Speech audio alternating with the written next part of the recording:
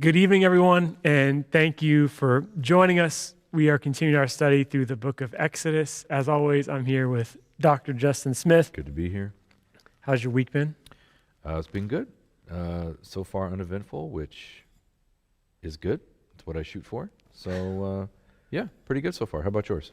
Pretty good. Yeah, nothing to complain about. So life is pretty good. Good. And we've been marching through the book of Exodus together. We looked at the first 5 plagues a bit, and now we're going to transition to look at the second 5. And I would definitely encourage you, as I did last week, to just read this. This is a narrative, and I think you get in a little bit of danger when you just try and decipher like the meaning of the gnats versus the meaning of the flies. It really is like splitting hairs a little bit. It's supposed to be this narrative that is thought of and contemplated together. I once heard a pastor was preaching through the book of Jonah and going like verse by verse through Jonah. And I thought that sounds pretty rough because I don't know that that's how that's supposed to be read. It's supposed to be read as a story, the book of Jonah. And can there be things gleaned from getting into the Hebrew of different things and the word origins of things? Certainly. But I think in this kind of setting specifically, we're talking about a narrative about people and about structures. And as we've talked about, there's things to be learned from identifying with the Israelites. There's things to be learned identifying from Pharaoh, from Moses, like all of these characters. And there are things that we can learn if our hearts are open. Yeah. And it's important for us to really consider, what is it that God is teaching me from these things? One aspect of this that we started with last week, which I think is just an important conversation, is in Exodus chapter 5, as Moses boldly comes before Pharaoh. Pharaoh's response is, who's the Lord, basically? Who's the Lord that I should care? Why do I care who this is? And it's a legitimate question because there are 114 gods and goddesses in Egypt, so there's different gods and goddesses for all the days of the week and all the things that you could do. And so this is just one more. Pharaoh doesn't mind if they worship their god or goddess off on the side and don't really mess with him. As long as like God doesn't mess with my life, I'm good with that. So his response, who is the Lord, is a question that I think people are really asking today, maybe not with their words, but as we move to an increasingly post-Christian world, people are just saying, well, what's the point? Why, my grandmother did that or whatever, and I just don't really see a value in it or what the point is of faith and tradition and some of those things that people have given their lives to previously, but we're more advanced or more enlightened. And as we mentioned last week, I think it's important for us to raise our hand and recognize some of our own arrogance in those ways where we perhaps thought things were a little better than they actually were as we look at the state of the world in 2020. As we think about social justice and racism and just the way that we can sometimes think that we're a little further along in this process. And so when we ask that question, and it's not just people who are outsiders, I struggle with this as well. Who is the Lord? Like, what does surrender really look like? I think is something that we're seeing. God demands surrender from us. And we don't often think of that side. We think of God as this loving, gracious being that we see through Jesus, but we also see Jesus get upset at times, especially at religious people. And we see that side of God in Jesus, I think, at times more than we might admit, that God requires something of us. And I think something that's interesting for me to see is as I thought about reading the book of Exodus, I knew that it would be a conversation for us of the idea of God hardening Pharaoh's heart. And I've always just thought of it that way, and I thought it was really interesting how it was put. But as I was rereading this narrative and thinking through it a little bit, it's interesting to notice that the first 5 plagues, it seems to be more of a decision of Pharaoh's. For example, Exodus chapter 7, verse 13, yet Pharaoh's heart became hard and he would not listen, just as the Lord had predicted. So the first 5, it's more of a decision, it seems, on his part. But then later, in the second 5 plagues, it's then transitions. For an example, Exodus 8:12, the Lord hardened Pharaoh's heart and he would not listen to Moses and Aaron, just as the Lord had said to Moses. And that I think is an interesting transition where you start with Pharaoh seemingly having some decision in the process of, okay, these things are now happening. How will I respond? To, there's some sort of hardness that has now developed that I just think that's interesting transition in that process. Yeah, I mean, it always opens up these really, I think, hard theological conversations in the sense of, is there something maybe happening at the beginning of this narrative, whereas we see, in that opening sort of section there in chapter 5, where Pharaoh's heart already sort of feels hardened in a way when Moses and Aaron come to him and say, the Lord wants you to let the people go, and who is the Lord? And there's already a hardening there, and again, sort of that conversation that we had last time, the river turns to blood. Well, my guys can do that. Or, look at the plague of frogs. Well, my guys can do that too. And this idea of, I am not swayed, I am not moved by the power of your God. I've got magicians in Egypt that can do what your God can do. Your God is no better than parlor tricks, as this narrative starts to open. And as each plague, as each sign, as each wonder, as each thing happens, through the first 5, it feels like, Pharaoh is unmoved. And then, you get to the 6th one, and I'm just not sure if there's clarity in the Hebrew, or if there's some ambiguity there. Is Pharaoh hardened? Is his heart hardened towards God? Has God sort of, now that he's gone through 5, and it's like, 5 plagues doesn't convince you. Yeah. Is God now sort of stepping into this space and going, I will demonstrate my power for you, and I will demonstrate my justice for you in a way that will leave no doubt. And I am not done with you yet. I am not done with this program. I am not done, bringing you through this space. And I am not done demonstrating not only to you, but to my people and potentially to the world who I am. So you had a chance earlier on to move through this in a way that could have been more beneficial for you. You opted not to do that.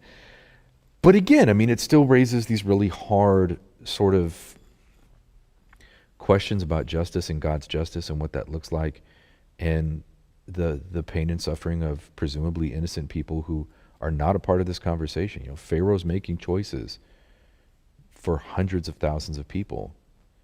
And maybe that's part of the conversation too. Maybe that's part of the point. The way that this one person is affecting the lives of so many people in his decision making, while at the same time recognizing that he's also affecting not only the lives of his own people, but he's affecting the lives of the Israelites. All they want to do is to be free, to worship God, to leave, to strike out, to establish themselves separately from this. And it's a really painful, difficult thing all the way around. Yeah, and even as the conversation starts and the back and forth begins, where he says, "Who is the Lord that I should obey?" then his response is to even be more cruel, make bricks without straw. Right. And I just try to think of myself in this kind of setting, and I identify with not being like a slave master and doing cruel things to someone, but I identify with feeling a prodding from God, and then not actually do anything with it. Like, I think I know what God would call me to do at times, but do I really want to do it? And I think that's true. I think of situations, examples in my life where if you really read the scriptures and you open yourself up to like what the Bible says about you, who you're called to be, you want to take about, 85% of it and just do your own thing on the side. And I think that there are times when we really truly need to surrender and say, God, what do you want from me in this situation? How could I be better next time? How could I learn from this? And we can end up just digging ourselves deeper and deeper. And something that I think that's interesting about this narrative is there's these things that should, for any living, breathing person, change their heart and your mind if you have any sort of compassion.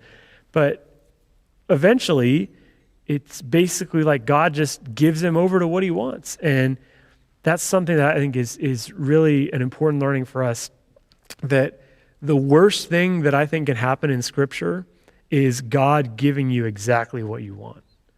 That you have this vision, or the people, and Israel eventually is going to become a nation, and they're going to desire a king. Oh, we just want to be like everybody else. God's like, okay, is that really which one? Is that better? Yeah.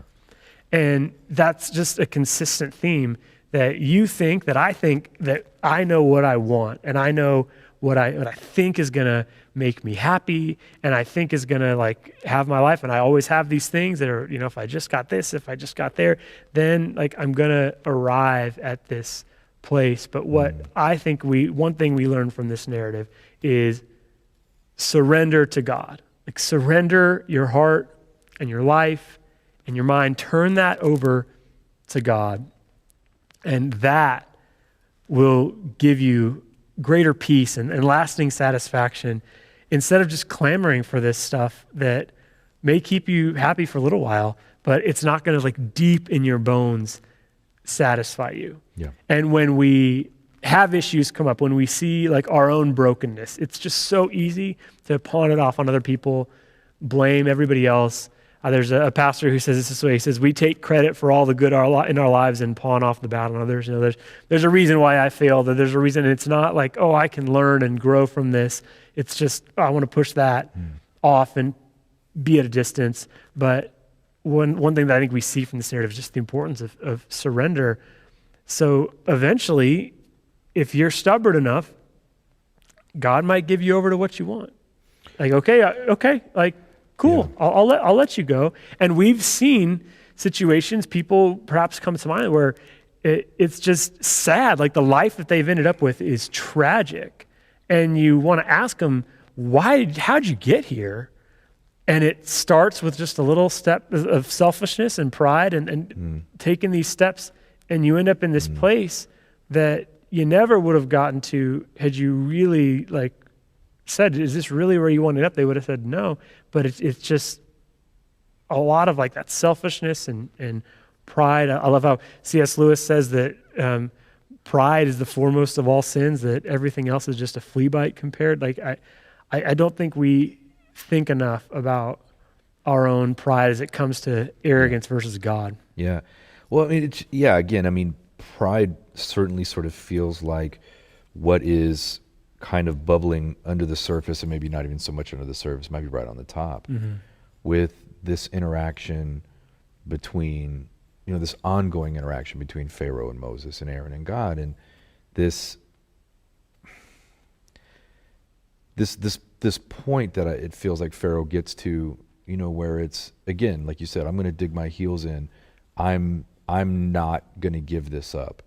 I mean, and there's even points where, he relents and then he changes his mind, and there's this back and forth. And I think one of the things that's always hard for me with this narrative is it doesn't say how long is taking place, exactly between all of these things. I mean, there's a bit of a timeline, but it's not always clear. I mean, but this idea of these things happening in succession, and these tragedies, and these national tragedies essentially happening in great succession, and for him to stand there in this sort of very prideful space and say, no. And I think your point of God sort of giving Pharaoh over to what it is that he has wanted up to that point. I want to be the strong, proud, powerful, obstinate, face of this nation, face of this country, divine representative, and so on. And so God says, okay, this you want to wear the crown, this is how heavy the crown is. You want to wear this mantle, this is what it feels like. And it's the lives that are lost, and the lives that are irrevocably changed in that process. And again, it's the way that I think oftentimes we find ourselves in similar situations where we want what we want, and maybe God takes a hands-off approach, or he leans back a bit and lets us be what we say we want to be, and what ensues. I mean, it's painful and problematic at best.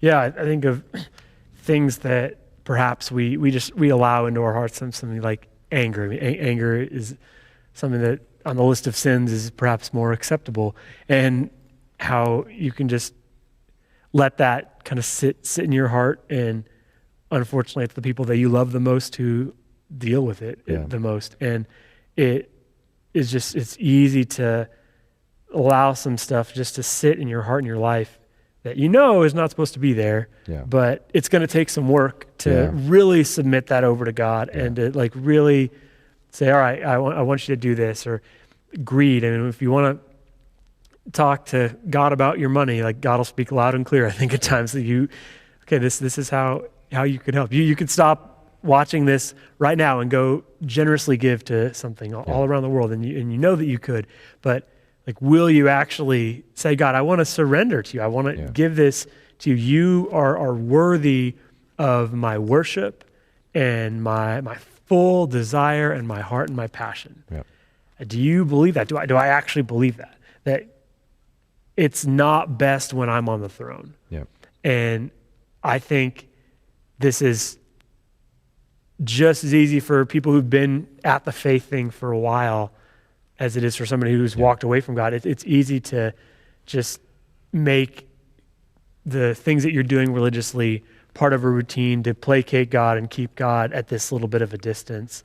And God doesn't want just a piece of the pie. God wants the whole pie. Well, and I think it speaks to the concept of submission. And submission just feels so very counterintuitive to most of us. The idea of submitting to someone else or something else, the idea of submitting to God, conceptually maybe the language maybe we get, but to actually give over completely to submit to God, I mean, again, I'll beat this drum a bit, but from the Western perspective, this idea of submission is synonymous with weakness. That we're being weak by submitting, and we haven't yet really leaned into this idea that we find strength in weakness. That's what Jesus models, but that we find freedom and peace and liberation in submission to God. And it's, I could tell stories from my youth of one in particular. Can't remember what all the context was, but I was in a bad mood one Saturday, and this was a different era, so I will preface it by this: parents raised their children differently in this era, and I was smart enough to my dad, so he took me inside and spanked me, and then we got ready to get back in the car, and he said, "Are you done?" And I go, "No." So he takes me back inside and spanks me again. And we get to the car and he goes, "Now are you done?" I go, "No." So he takes me back inside. Wow. I've never done the triple. I did the double a couple of times. It was about 3 times. And then finally he's like, "Are you done?" I go, "Yeah, I'm done." And so, it took that to sort of bring me to the submissive space. And 11, 12, 13-year-old me versus Pharaoh, maybe not quite the same context, but what it takes to bring us into these spaces of submission, especially for those of us who are incredibly proud, or hard-headed or obstinate or all of the above. Getting to submission can be a really, really painful thing. Yeah. And again, I think it's a concept that we just struggle with. Mm-hmm. Yeah, and basically, I think a good question for all of us to consider is the life that you're fighting for like really worth living? Because there's going to be times when you're fighting for something that's just not your path. It's not, not on your journey, whatever that happens to be. It's not in the cards for you. And just, are you going to be obstinate and just like fight for that until the very last? Or are you going to say, I'm going to trust that, this isn't for me for whatever reason? One of my favorite phrases is the juice worth the squeeze. Yeah. You're working awfully hard to do your own thing and to strike your own path and to be independent from God. Is it worth it? You're squeezing really hard here. Is the juice worth the squeeze? Mm-hmm. And if the answer is no, and it's always no, right? If it's putting myself before God, then that's where we have to work toward course correction and just changing and going, okay, it's time for me to give over to God because I can't do this. I can't. What I want for myself is always going to pale in comparison to what God wants for us. Mm-hmm. And That's something that takes some time to come to, I think. And by the way, it's something we come back to over and over in our lives. It's Definitely. not something you figure out one time and you're done. Typically, Mm-hmm. it's this constant process of being corrected and sort of coming back to the right space. Yeah, and I think that it's just easy for us to look at, and obviously there's very dramatic examples, Sure. but to see Pharaoh and just say, how can you be so obstinate? But I think God would say the same thing to us. How Yeah. like come on, I put that in your path. You're supposed to learn. You're Right. supposed to make some adjustments. You should be Yeah. surrendering this over to me, and you just don't. Right. So Are you done yet? No. yeah, all right, and Yeah. that relinquishment of control. I love a quote that I came across recently.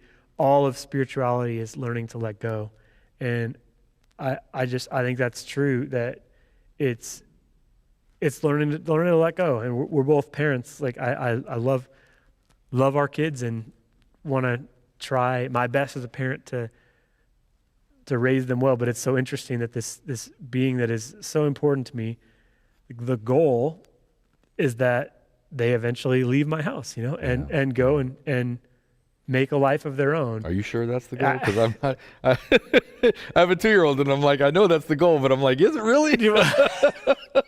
I mean, it might be nice to have them around for a while longer, but I think it's a beautiful process of a beautiful picture of what life is. That it's about learning that even the things that you love the most, eventually you're going to have to let them go. Yeah.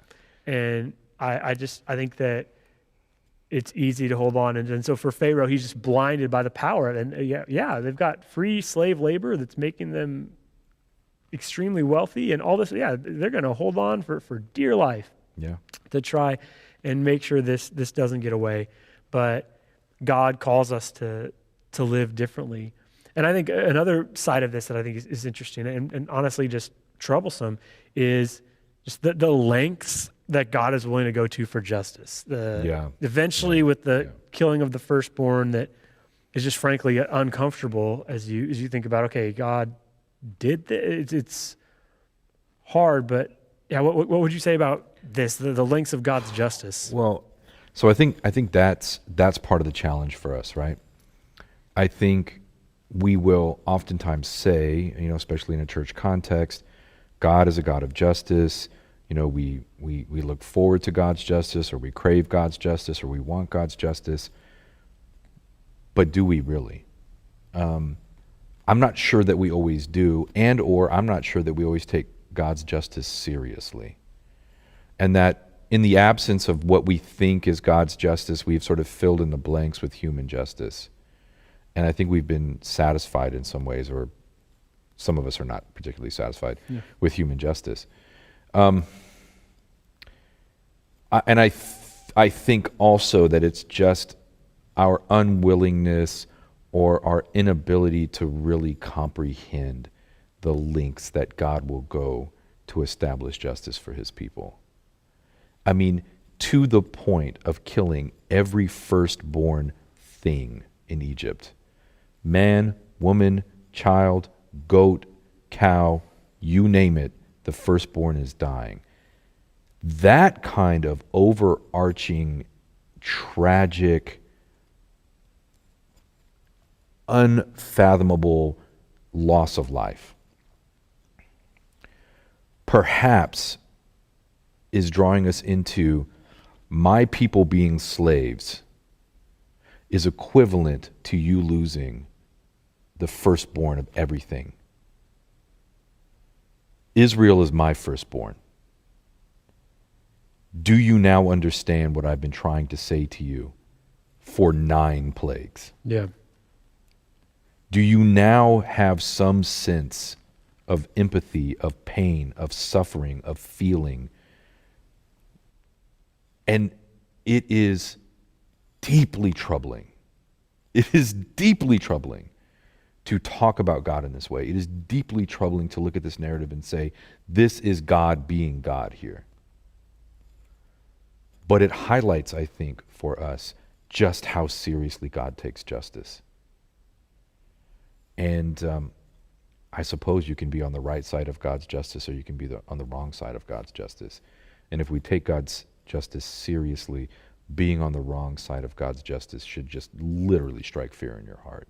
I'm just not sure that most of us operate in that space. Yeah, I think that generally in the Protestant kind of low church tradition versus a high church, I think we don't have a sense of awe around God and a sense of when we come to worship, it can so easily just seemingly be about, my list of preferences and, here's my list, and either, this is preferable to me or it's not. Yeah. And I think we have to regain a sense of awe of God's holiness and what God desires of us.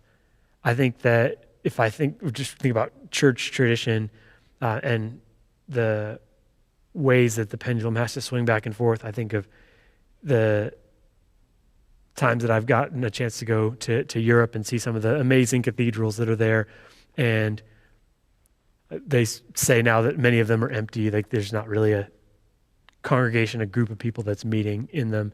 And I think that generation of Christianity got a bit of the holiness of God. Like we're going to make this majestic, huge building to basically just set our hearts in the right place and to worship. And this is going to be a God-centered religion. And I think in reaction to that, and in some ways a good pendulum swing, no, we're going to be people-centered. Who is the church? It's the people. And again, I think in some ways that's helpful, but I think we got to find a middle ground there that constantly needs that correction. And we need a bit of the correction in the opposite direction to say we need desperately to, at times, just center ourselves on the transformative nature of God and rely on that power, because we can focus too much on just, it's just a group of failing people just trying to get at it. It's like, yeah, we are that, but we're also pursuing a holy God, a God that cares deeply about justice and wants us to be part of bringing that into the world. And when you see something like this, when you see this side of God that is, upset and angry and basically saying, yeah, there's going to be a time when I'm going to seek justice. At one level, it can be troubling, but on another level, I think it's deeply encouraging. Sure. Because for any of you who are watching who've been victims of sexual abuse, or you've thought about that or know people who have suffered in those types of situations, those kind of things, like you want there to be some justice for that. Sure. You want there to be justice for the fact that millions of people, 1 billion people, get on with like less than $2 per day. And it's overwhelming sometimes when you think about the problems of this world. And we want a righteous judge to one day be in charge. And it's hard for us at times to contemplate this side of God, but yet in reality, I think it is what we want in the end. Yeah, I mean, I think we want God to do justice. I just don't think we want to be held accountable. Yeah. To that justice, right? To sort of what it means to be in that space. And it's interesting the way God's demonstration of justice changes from context to context, because we go from the slaughtering of the firstborn of everyone in Egypt, and that being God's justice, to the killing of his firstborn son being God's justice, right? So it's this interesting place and spaces along the spectrum that we see, and God is found in all of these places, from sacrificing others to his own self and his own son being sacrificed. And it's again where God is able to meet us across the spectrum of justice experientially, not just conceptually. Yeah. It's challenging, right? Well, challenging and humbling too. Yeah, I think, and then as Jesus comes into the world, the firstborns are killed again. That's right. In Matthew's gospel, sure. As you think about just these horrific events, and it's just easy to make them somewhat stale and just like, oh, this was a long time ago. Yeah. But just the horrible nature of these things. And you have to let yourself get into the story a little bit, I think, and allow your heart to be changed and touched to the point that you really like deeply consider this. Like, what does this mean? And then I know for me, it's like something goes a little bit wrong in my life, and I'm like, woe is me, where is God? Where's God and, in this? Yeah. And this is stuff that's horrible. It's awful, but yet somehow God is there in all like you described all that spectrum of the justice of the killing justice, the Jesus dying on the cross. Like somehow God is there, even in that space, and just that idea of being on the right side of God's justice is something that really should challenge us all the time. Yeah, I think so.